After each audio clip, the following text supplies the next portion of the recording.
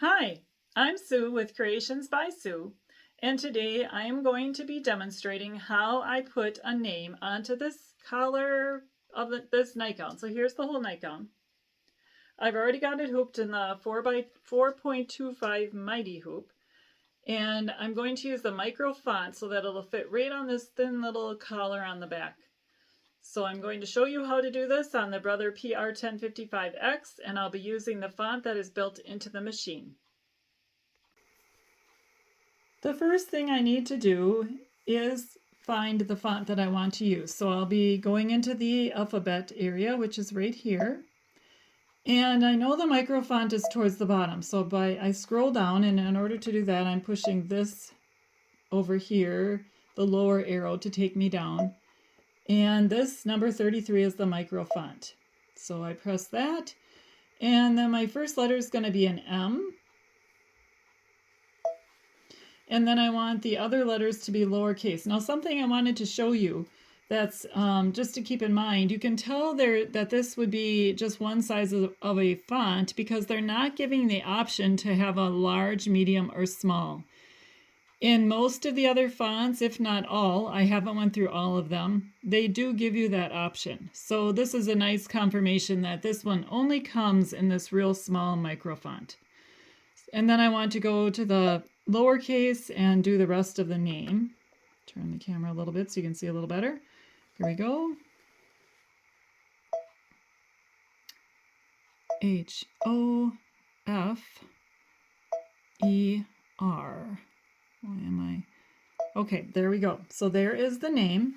And then I'm going to press set right here in the lower right to have that put into the machine. And now I'm going to be lining it up on the nightgown where I want it to be. So I will turn the camera so you can see both things happening, both the nightgown moving on the machine and me moving this font up. All right, so that seems to be the best view I can get right now. I need to center this more over the cell. I know this looks crooked, but when you look at it here, but it is not crooked up on the top collar. So that's what I'm going to be focusing on. So first of all, I need to move the design up. So I need to go into I need to press edit end.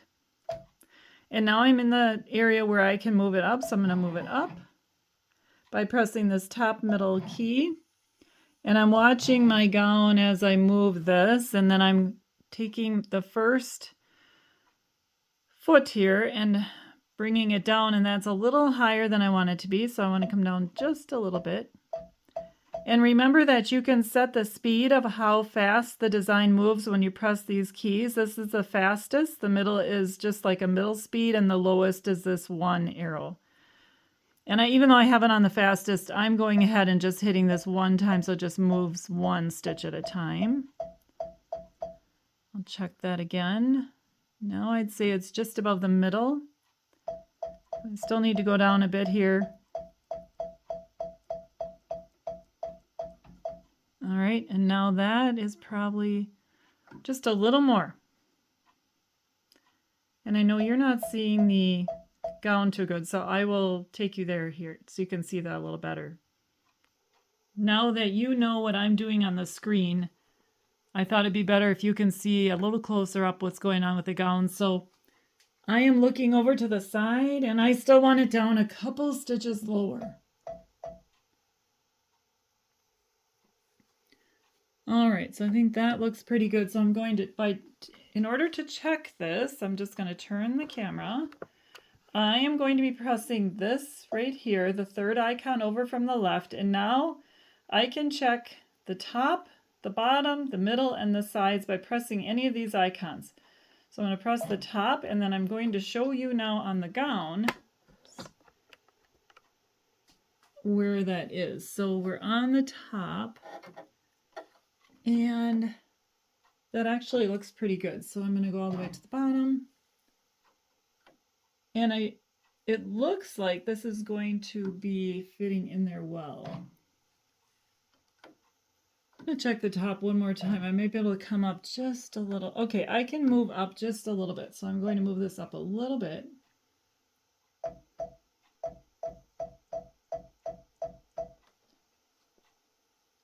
that. Could go up a hair higher.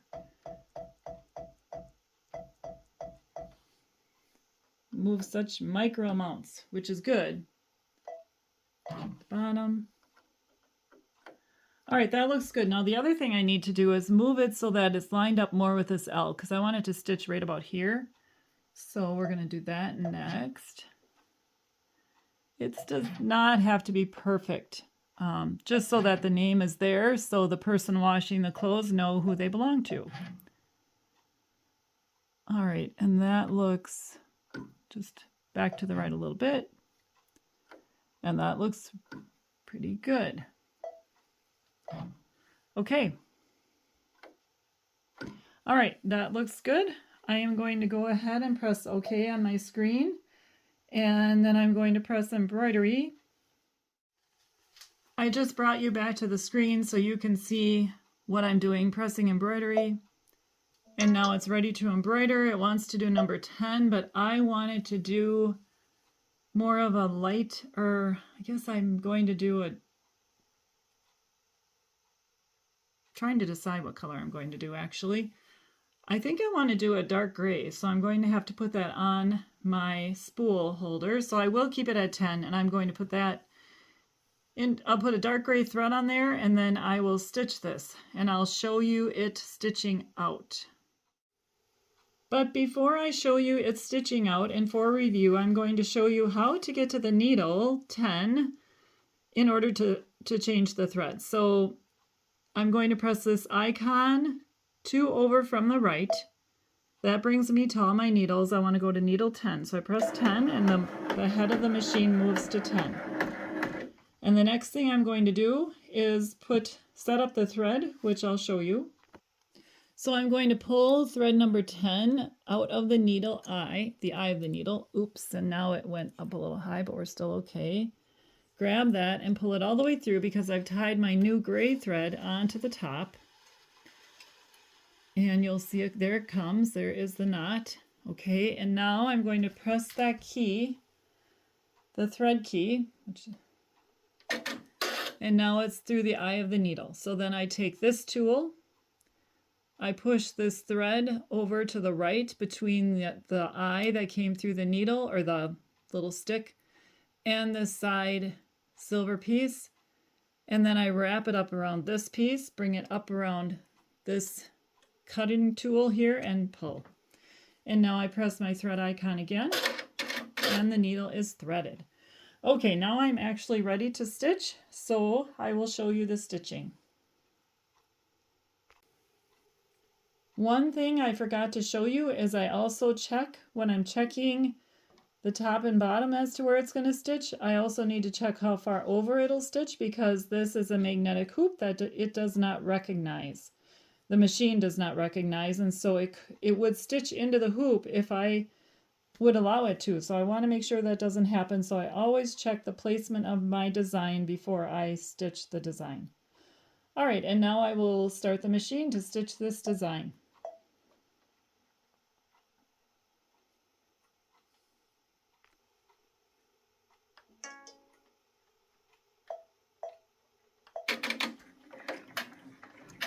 I'm watching closely just in case I was off on my calculation here of where it was going to go down. It looks like it's perfect.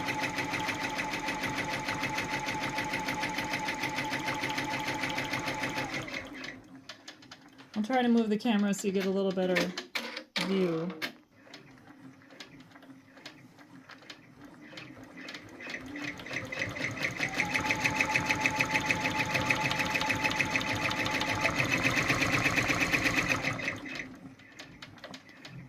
And the nice part about this machine is you can adjust the stitches per minute while it's running. So I had it at 400 and I turned it up to 500. I could turn it to 600, but I think I'll leave it at 500.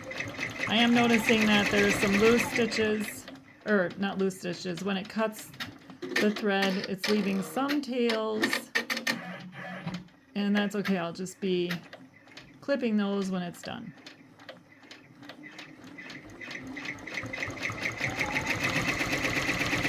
The gray isn't going to show up a lot, but it'll be enough that they'll be able to see it and it won't look gaudy on the other side with a really dark thread.